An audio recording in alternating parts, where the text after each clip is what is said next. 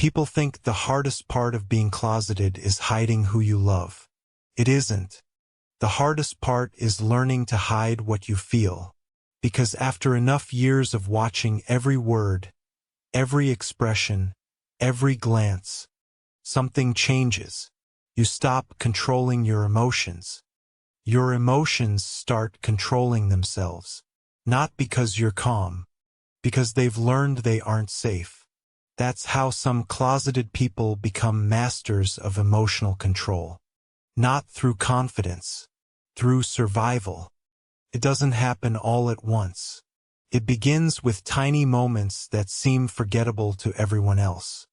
A joke at the dinner table, a comment in school, a sermon, a friend saying, "Imagine if someone here was actually gay."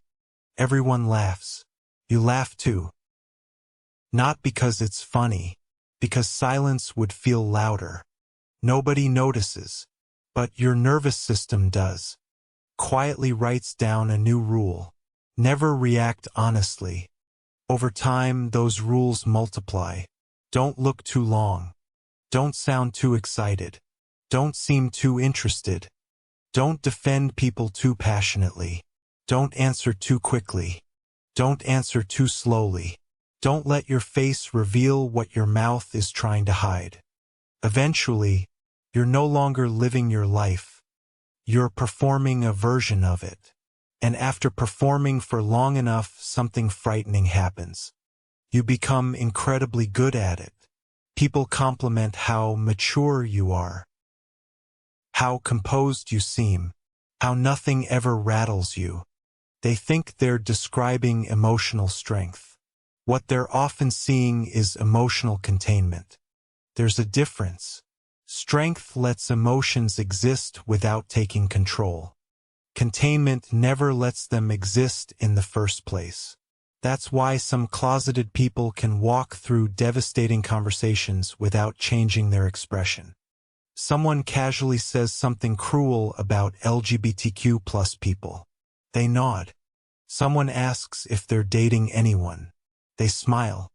Someone assumes they'll eventually marry the right person. They quietly change the subject. From the outside, it looks effortless. Inside, their body has already rehearsed this scene hundreds of times. Because emotional control becomes a full-time job when honesty starts feeling dangerous. And the strange part is, the danger doesn't even have to be happening anymore. The body remembers anyway. Trauma rarely asks whether the threat is still real. It reacts to what used to be true. That's why even in safe spaces, some closeted people struggle to relax. Their mind understands they're safe. Their nervous system hasn't received the update, so they scan every room before speaking. They measure every sentence before saying it. They monitor people's reactions while pretending not to. Quietly, constantly, without anyone noticing. This isn't manipulation. It's hypervigilance.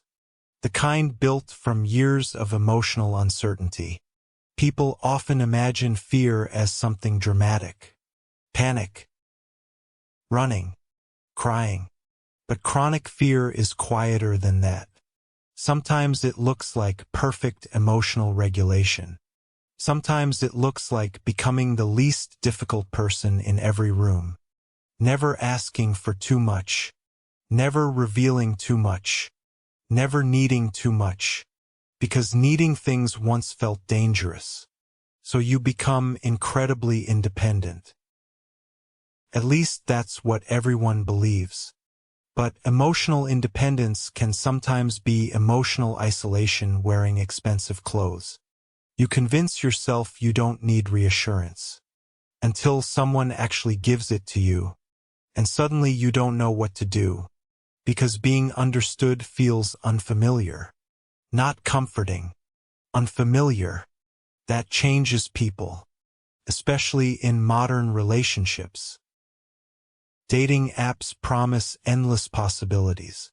Social media promises visibility. Yet neither guarantees safety. You can receive hundreds of matches and still wonder whether anyone would stay if they knew the real you. That's one of the cruelest contradictions of modern life. People have never been more visible, yet many have never felt more emotionally hidden, especially those who've spent years editing themselves before anyone else had the chance to reject them. Eventually, the editing becomes automatic. You stop asking, "Can I be myself?" You start asking, "Which version of myself is safest here?"